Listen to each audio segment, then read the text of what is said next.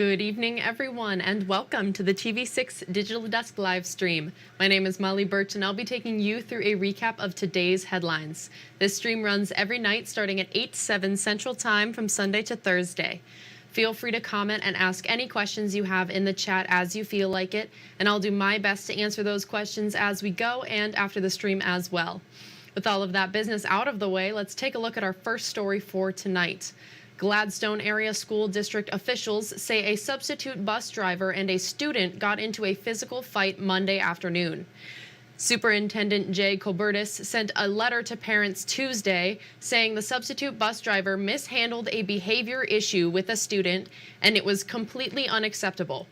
In a statement to TV6, Colbertus says no one was hurt and the bus driver no longer works for the school district. Gladstone Public Safety is currently investigating the incident. And tomorrow, the TV6 Canathon is wrapping up, and students in Marquette are doing their part to add to the donations. In a display of community spirit, Marquette Senior High School has eagerly embraced the mission to combat hunger by participating in the Can Drive. The school compiled its collections this morning to stuff a school bus and drop off the donated items at the Salvation Army. Teacher Carla McCutcheon says around 2,000 non-perishable food items were collected for the TV6 Canathon, which equates to about 2 items per student. I just think for every MSHS student, it's important to be thankful for what you have, and if you have more than what you need, it's important to give back to people who are less fortunate, and really just taking that into every aspect of your life, whether it's just like being nice to someone in the hallway or something like this where you're physically donating things. I think that's just an important message to learn. The TV6 Canathon may be wrapping up tomorrow, but the need for food donations in your community continues year-round. You can still make a food donation at a drop-off point in your area, which you can find at tv6canathon.com. And the DJ Jacobetti Home for Veterans is also joining in the TV6 Canathon this year. The exact amount they've collected is unknown, but organizers say it's a building-wide effort. Residents, staff, family, and visitors have all donated to the Canathon. The home's volunteer coordinator says this is a way for members to return the support they get from the community. We currently have 104 members that live at Jacobetti, and our veterans are from this community. They're from the UP, and so they very much want to support their neighbors, as do our staff. It's important that we take care of the people in our community.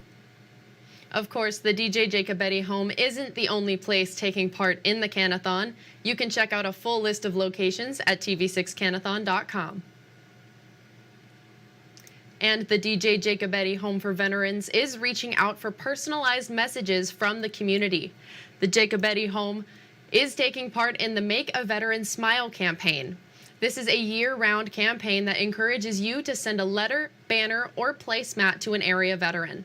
The Jacobetti volunteer coordinator says they'd prefer to receive personalized placemats to surprise Jacobetti residents during mealtimes. The holidays are a wonderful time to give them some extra cheer.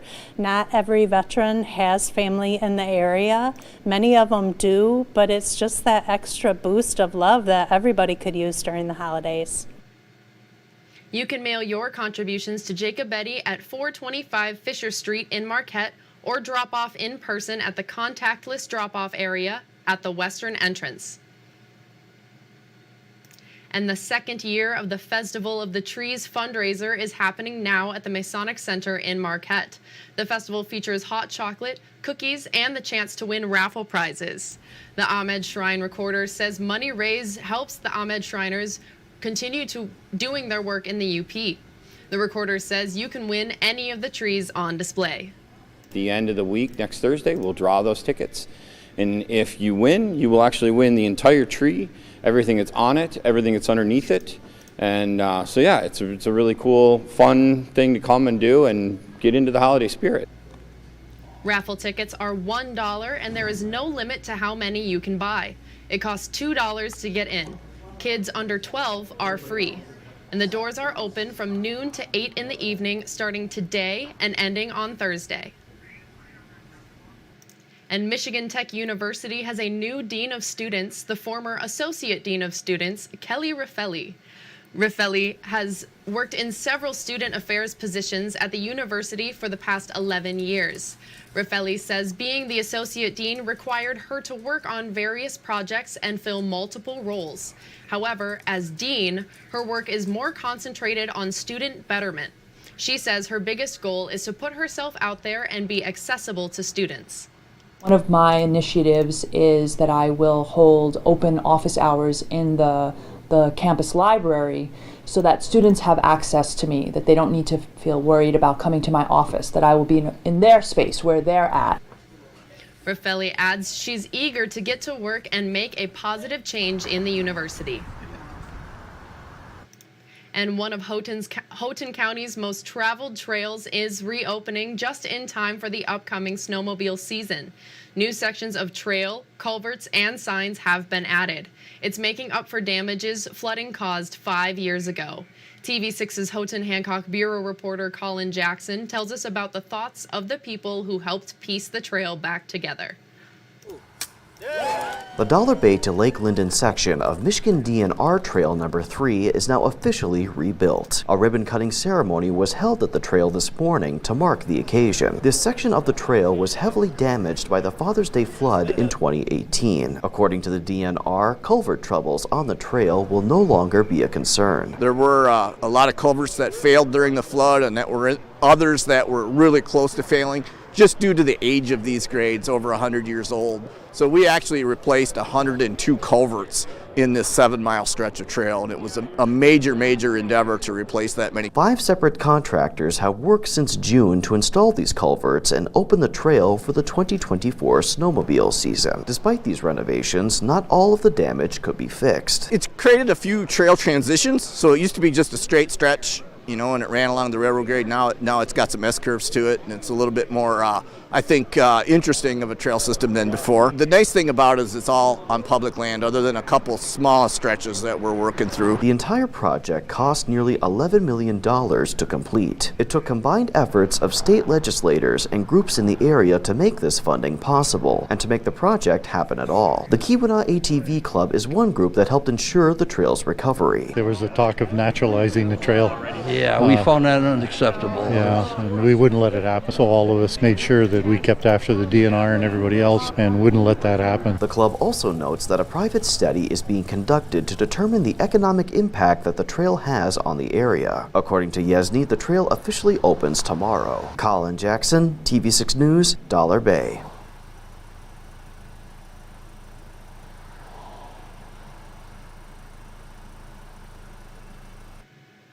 Thank you, Colin. And the Michigan State Police Post in Negaunee Township has a new trooper.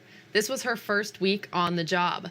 Chloe Peterson says after working for Negaunee Township's MSP dispatch, she realized taking the phone wasn't enough. The Marquette native says after MSP Academy in Lansing, she was excited to come back to serve her community.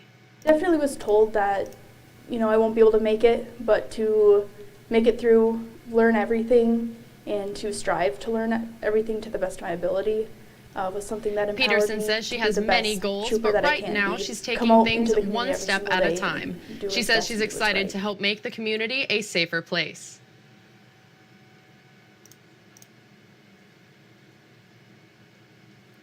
And the family of a 5-year-old child who's battling cancer is sharing how thankful they are for community support from Marquette County and beyond. 5-year-old Aurora Londo of Marquette is like most kids her age, full of energy and laughter. Her mother, Abrielle, says on November 16th, doctors found a tumor. 5 days later, they diagnosed her with Langerhans cell histiocytosis.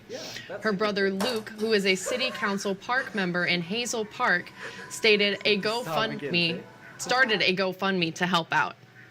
I am very, very grateful and just overwhelmed at the amount of love and support that we're getting from the entire community, from the community of Hazel Park as well. Langerhans cell histiocytosis is typically treatable, and Aurora's outlook is good.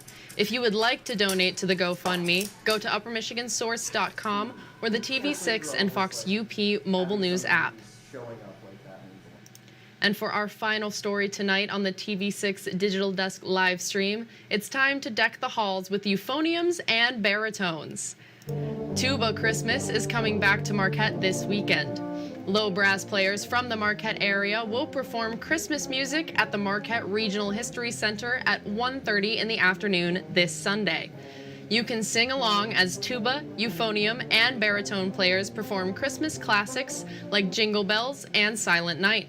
Organizers say the sound of Tuba Christmas is one of a kind.